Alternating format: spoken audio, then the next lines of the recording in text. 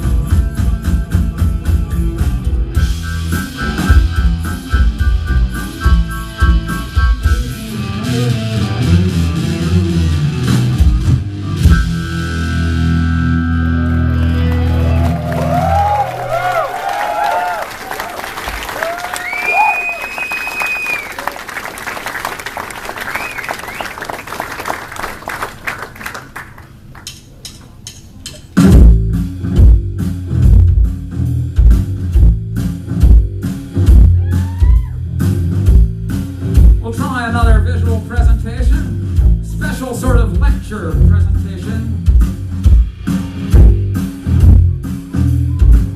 A rhyming lecture we like to call The History of the Development of Punk Rock on the Lower East Side of New York City from 1950 to 1975. We start with Harry Smith in 1950, a beatnik weirdo who moved to New York City. His huge collections were insane of Easter eggs and paper airplanes and rare records. He had about 1,060,000. To change America through music was his hope, and to make some money because he was broke, he compiled a triple-decker collection of songs from his records, released as the Folkways Anthology of American Folk. On a Monday morning, just about 9 o'clock, the great ship Titanic began to reel and rock. Husbands and wives and old children lost their lives. Wasn't it sad when that great ship went down? Smith's plan began to work as foretold. This weird music began to take hold. It sparked an interest in these forms of life underground from the norms, and soon millions of folk records were being sold. So by the early 60s, Joan Baez, Bob Dylan, Phil Oakes, they were all inspired by those old folks. Then one strange duo of downtowners called the Holy Modal Rounders began to make it more anarchistic with weird voices and drug jokes. Mom's out there, switching in the kitchen, and Dad's in the living room, rousing out a bitchin'. I'm out here, kicking the dawn for euphoria, euphoria. When your mind starts feeling and walking, your inside voice starts wheeling and squawking, floating around on the belladonna cloud, singing euphoria. That was 1964. Then in 1965, Lou Reed and John Cale in the Ludlow Street Dive recorded a similar musical spin, sounding a bit like the Rounders acoustic and violin, with even more New York street drug jive. Hey white boy, what you doing uptown? Hey white boy, you chasing our women around? Oh, pardon me, sir, nothing could be further from my mind. I'm just waiting for a dear, dear friend of mine. I'm waiting for the minute. Well, a little bit earlier in 65, the Holy Modal Rounders met some other intellectual thugs on East 10th Street who called themselves the Fugs. The Fugs were recorded by that same Harry Smith, playing the punkiest songs yet to exist. Lo-fi noisy stuff about poetry, sex, and drugs. I don't have a bedtime, I don't need to come, for I have become an amphetamine bum. If you don't like sleeping and don't want to screw, then you should take lots of amphetamine too.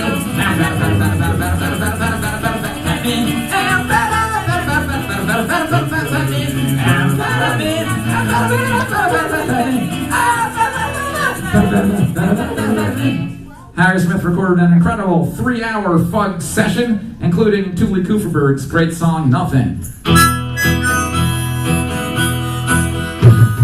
Monday, nothing. Tuesday, nothing. Wednesday and Thursday, nothing. Friday, for a change, a little more nothing. Saturday was more nothing. Fucking nothing. Sunday, nothing. Flesh and sex, nothing. The world's great books, a great set of nothing. Social anthropology, I know I said nothing. Nothing, nothing, nothing, nothing, lots of it. Nothing, nothing. The Fugs were real poets with real topics to speak out, and through the new hippie underground scene, this new crazy music could leak out, beginning the punk idea that anybody could do it without needing much musical ability to it, and this new crazy music was soon being called freak out. In 1966, the Fugs signed to New York label ESP. The same label put out a freak out band called The Gods, spelled with a Z. The Gods accomplished the feat of making even the Fugs music sound sweet, with the least musical folk punk racket in history. Meow.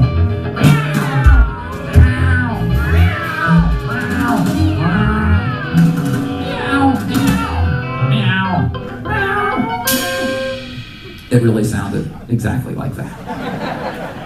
Far from the West Coast hippie music scene, New York's underground music was far from mainstream. It was intellectual, but noisy and hectic, and then the Velvet Underground went electric and made folk punk more beautiful and more extreme.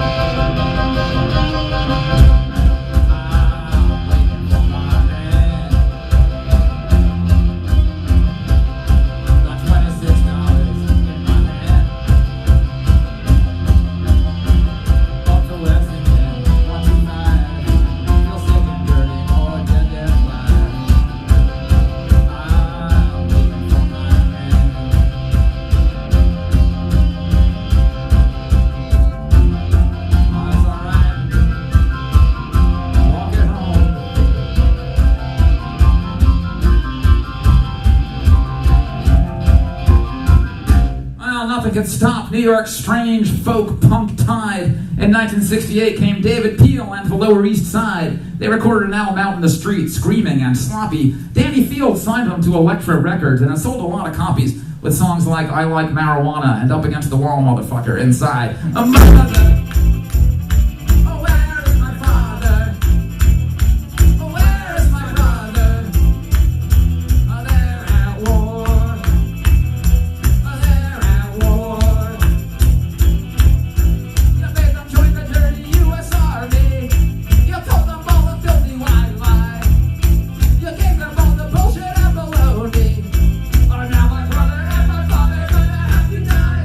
And the Stooges were a freak-out band in Detroit, but folks ignored them until Danny Field brought them to New York and had John Cale of the Velvets record them. While most acid rock was turning into progressive, the Stooges instead pushed the raw and aggressive, and Iggy Pop sang about degradation and boredom.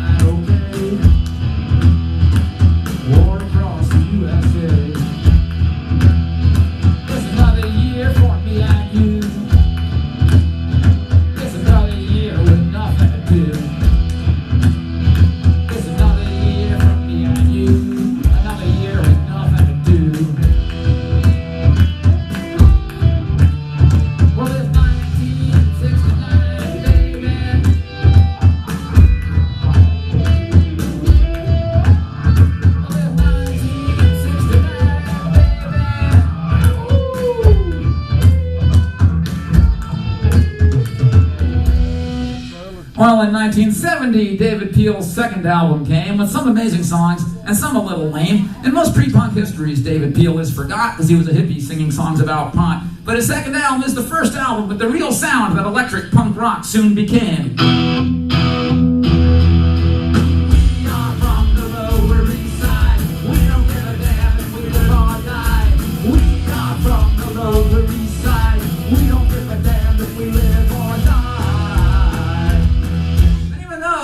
Years before it was something the Clash would also later try to do, this album even had a song that mixed punk with reggae. The cool song, I Want to Kill You. 1, 2, 3,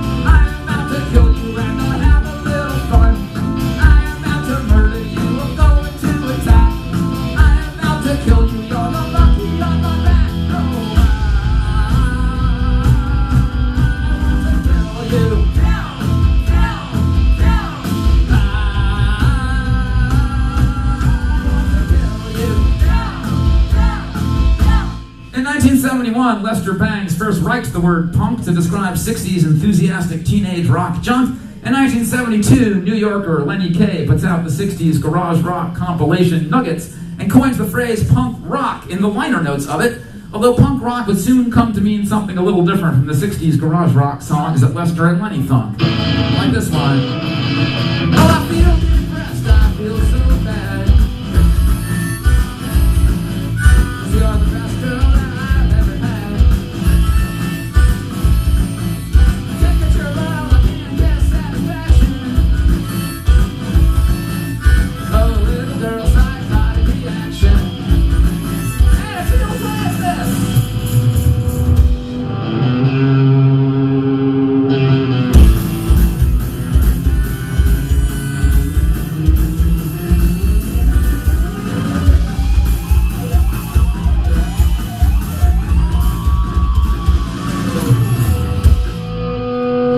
Lenny Kaye was also a guitarist, and he began playing music with an East Side poet named Patti Smith, who would use it to mix her wild poetry with simple rock stuff, like the Fugs in a way, but less rough, a postmodern way to take high art and low art and fuse it.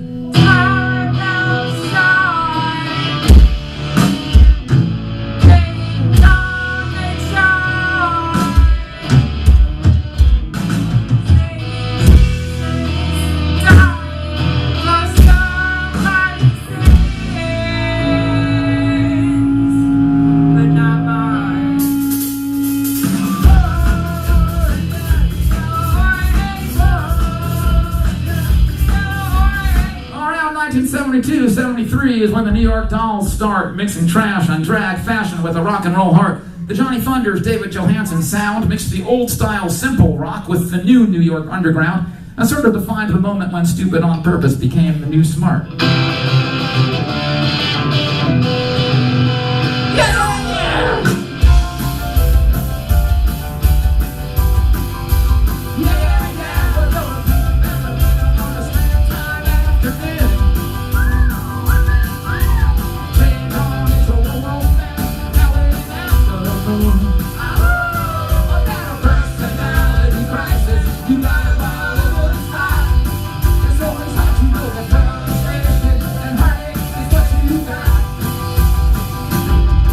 And the Lower East Side of New York City began punk fashion as well, with spiked hair and ripped clothes worn by the poet Richard Hell.